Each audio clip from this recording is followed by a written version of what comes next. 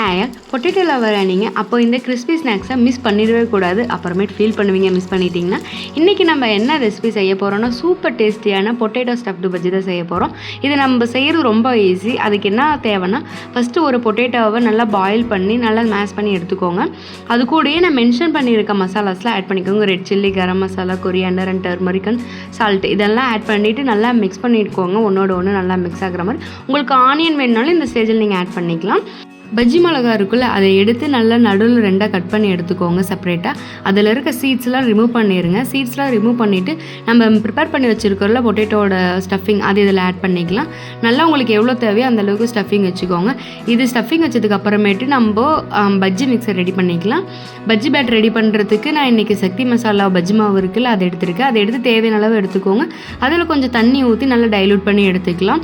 பஜ்ஜி மாவு bad ready ஆனதுக்கு அப்புறமேட்டு நம்ம கோட் பண்ணி வச்சுருந்தால சில்லி, அதில் இதை நல்லா டிப் பண்ணி எடுத்துக்கோங்க. டிப் பண்ணி எடுத்துகிட்டு ஒரு கடாயை வச்சுக்கோங்க. அதில் நல்லா எண்ணெய் ஊற்றுனது நல்லா சூடாகி வந்ததுக்கு அப்புறமேட்டு நம்ம ரெடி பண்ணி வச்சுருந்த பஜ்ஜி மிளகாவை ஒவ்வொன்றா போட்டு எடுத்துக்கலாம்.